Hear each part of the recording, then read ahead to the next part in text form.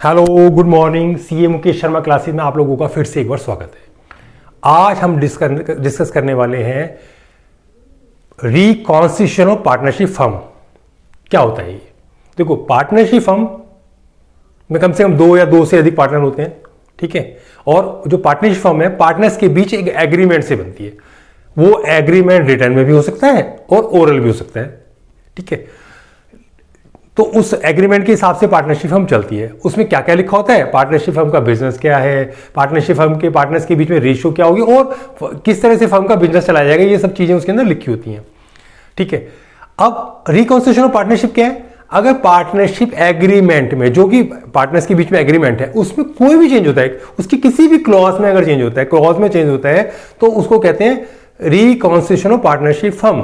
यानी कि जब भी एग्रीमेंट में चेंज होगा तो हम उस एग्रीमेंट को काट कर उसमें या कुछ नया क्लॉज लिखकर उसमें कोई चेंज नहीं कर सकते, बल्कि उन पार्टनर्स के लिए हमारे को एग्रीमेंट दोबारा से बनाना पड़ेगा। इसको कहते हैं रिकॉन्स्टिट्यूशन ऑफ पार्टनरशिप, ठीक है। अब पार्टनरशिप फर्म में पार्टनर्स के प्रॉफिट शेयरिंग रेशियो की बात होती है और फर्म के बिजनेस को किस तरह से चलाया जाएगा, ये सारी बातें उसके अंदर लिखी होती हैं। तो पार्टनरशिप फर्म के एग्रीमेंट में क्या क्या चेंज हो सकते हैं, जिसको कि हम रिकॉन्स्टिट्यूशन ऑफ पार्टनरशिप फर्म कहते हैं। तो सबसे पहले एग्जिस्टिंग पार्टनर जो है, पार्टनर्स के नंबर में या पार्टनर्स के नाम में कोई चेंज नहीं हो, वही पार्टनर्स हैं, लेकिन उनकी प्रॉफिट शेयरिंग रेशियो में कुछ चेंज हो गया है।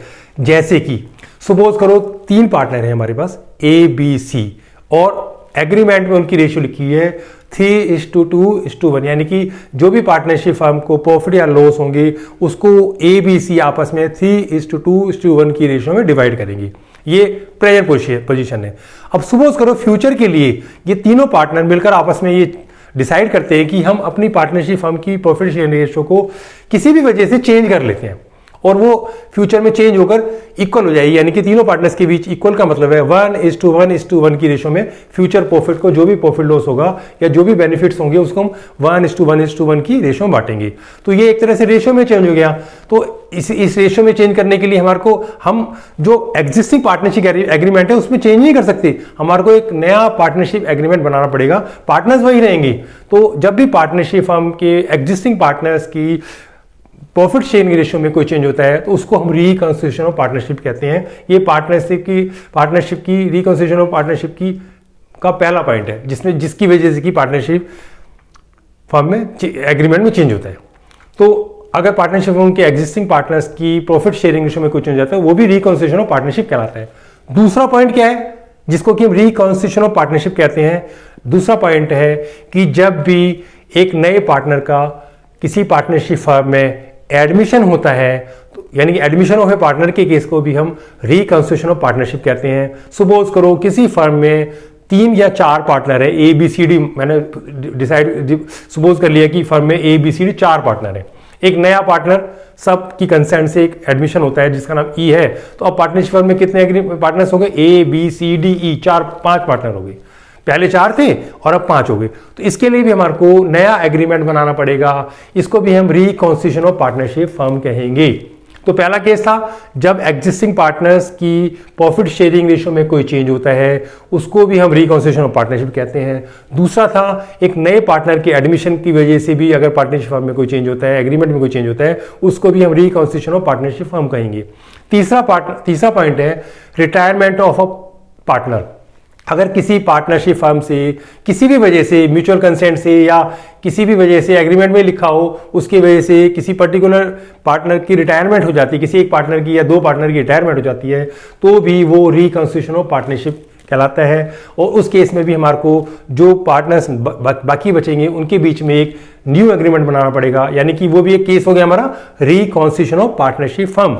ये हो गया, पहला हो गया हमारा प्रॉफिट शेयरिंग रेशियो में चेंज होना, जब पार्टनर्स के नंबर में या नाम में कोई चेंज नहीं हुआ लेकिन उनकी एग्जिस्टिंग प्रॉफिट शेयरिंग रेशियो में चेंज हो गया, तो उसको भी रिकॉन्स्टिट्यूशन कहेंगे। दूसरा था हमारा point admission of a partner. जब किसी पार्टनरशिप फर्म में किसी एक नए पार्टनर का एडमिशन होता है तो उसको भी कहते हैं हम रिकॉन्स्टिट्यूशन ऑफ पार्टनरशिप फर्म। उसके इन सब केसों में हमारे को एक नया एग्रीमेंट बनाना पड़ता है पार्टनरशिप फर्म का। इसके बाद है रिटायरमेंट ऑफ पार्टनर। ये भी मैंने आपको बता दिया, अगर किसी फर्म से किसी पार्टनर का रिटायरमेंट हो जाता है, वो भी इसी रिकॉन्स्टिट्यूशन ऑफ पार्टनरशिप फर्म के केस में आता है।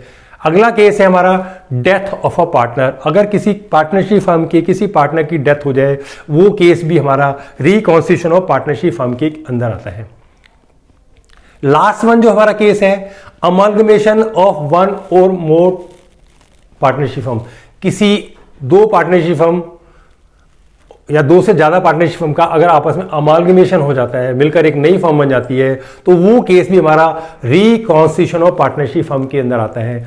तो कौन कौन से केस हो गए हमारे, प्रॉफिट शेयरिंग रेशियो में चेंज हो जाए, दूसरा एडमिशन ऑफ अ पार्टनर हो जाए, एक नया पार्टनर आ जाए, तीसरा किसी पार्टनर की रिटायरमेंट हो जाए, फोर्थ केस है हमारा जब किसी पार्टनर की डेथ हो जाए, और नंबर लास्ट केस है, पांचवा केस हमारा जब अमलगमेशन हो जाए दो या दो से अधिक फर्मों का आपस मिलकर, जैसे सपोज करो एक फर्म ए है एक बी है, दोनों मिलकर एक नई फर्म सी बना लेते हैं, इसको कहते हैं अमलगमेशन। इन सब केसेस में हमारे को एग्रीमेंट नई तरीके से बनाना पड़ेगा, और इस केस को हम, इन सब केसेस को हम कहते हैं reconstitution of partnership firm.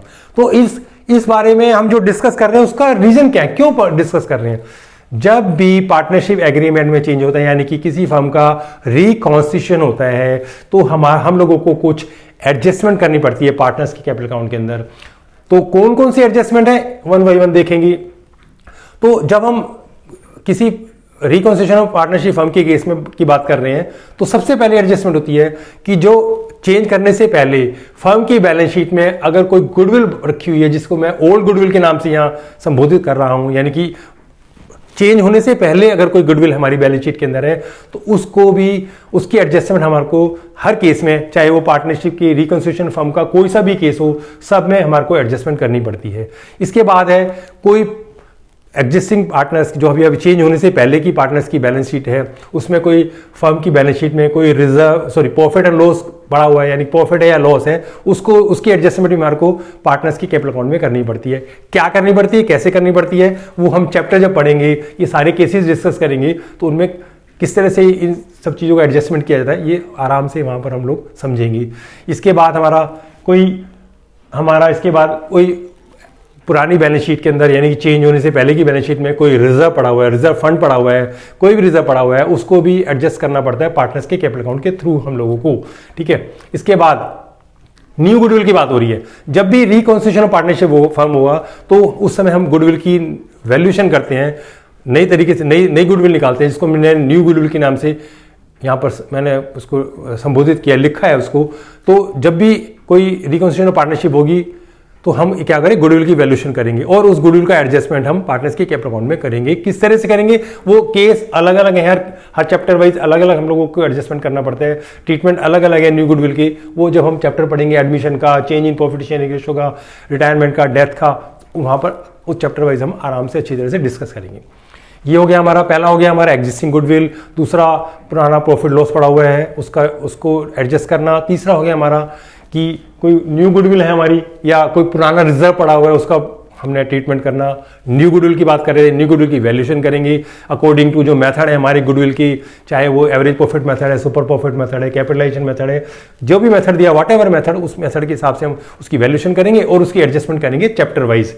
Her chapter में न्यू गुडविल की एडजस्टमेंट अलग अलग तरह से है, ठीक है। इसके बाद लास्ट होता है हमारा, जब हम रिकॉन्स्टिट्यूशन ऑफ पार्टनरशिप करते हैं, फर्म करते हैं, तो उस समय हम जो कंपनी की बैलेंस शीट में असेट और लायबिलिटीज होती हैं, उनकी रीवैल्यूएशन निकालते हैं, उनकी नई वैल्यू निकालते हैं, जो कि क्वेश्चन में आपको गिवन होती है कि इस असेट की बढ़कर वैल्यू इतनी हो गई है या फिर उसकी कम हो गई है। तो revaluation of assets and liabilities करेंगे, और उनका जो प्रॉफिट लॉस आएगा, नेट प्रॉफिट एंड लॉस आएगा रिवैल्यूएशन से, उसको भी हम एडजस्टेड करेंगे पार्टनर्स के कैपिटल अकाउंट में अकॉर्डिंग टू चैप्टर, ठीक है। ये सारी चीजें हम लोगों को करनी पड़ती हैं, यानी कि आपको क्या करना है, पहला प्रॉफिट लॉस का एडजस्टमेंट करना है, पुरानी गुडविल का एडजस्टमेंट करना है, न्यू गुडविल का एडजस्टमेट करना है, पुराना रिजर्व पड़ा हुआ है उसका एडजस्टमेंट करना है, और लास्ट में आपको असेट लायबिलिटी की नई वैल्यू निकालनी है, और उसके बाद जो नया नेट आता है रिजल्ट, रिवैल्यूएशन का प्रॉफिट या लॉस आता है, उसकी एडजस्टमेंट भी हमारे को चैप्टर के हिसाब से करनी पड़ेगी अकॉर्डिंग टू चैप्टर। कौन सा चैप्टर में हम इन चीज़ों को कर रहे हैं, ये हैं सारे रिकॉन्स्टिट्यूशन ऑफ पार्टनरशिप, लेकिन इन सब की एडजस्टमेंट चैप्टर में अलग अलग है, हर चैप्टर में अलग अलग है। तो सबसे पहले हमारे को ये पता होना चाहिए कि रिकॉन्स्टिट्यूशन ऑफ पार्टनरशिप क्या होता है, और जब भी हम रिकॉन्स्टिट्यूशन करेंगे तो उस समय हमारे को कौन कौन सी एडजस्टमेंट पार्टनरशिप फर्म के कैपिटल अकाउंट के अंदर करनी पड़ेगी। तो ये सब चीज़ें हम लोग चैप्टर वाइज डिस्कस करेंगे। जब हम चेंज इन रेशियो पढ़ेंगे, एडमिशन पढ़ेंगे, रिटायरमेंट पढ़ेंगे, डेथ पढ़ेंगे और अमलगमेशन पढ़ेंगे, तो वहाँ पर ये बताऊंगा कि ये सब चीज़ें एडजस्टमेंट जो मुझे करनी है वो किस तरह से करनी है, बड़ा आसान है। चैप्टर में, एक चैप्टर में जाएंगे वहां पर अच्छी तरह से सीखेंगे कि इनकी एडजस्टमेंट कैसे करनी है, नेक्स्ट चैप्टर में जाएंगे वहां फिर सीखेंगे। हर चैप्टर का ट्रीटमेंट बिल्कुल उस चैप्टर के अंदर सेम रहेगा, ठीक है।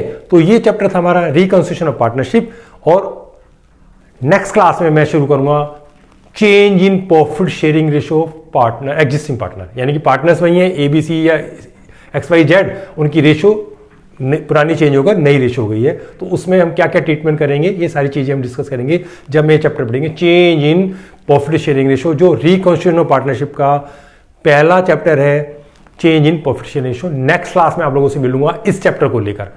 ध्यान से आप लोग इस चैप्टर को समझें और मुझसे डिस्कस करें अगली क्लास में। अगर कोई ऐसी प्रॉब्लम है तो मेरे को सजेशन दें, कमेंट बॉक्स में लिखें।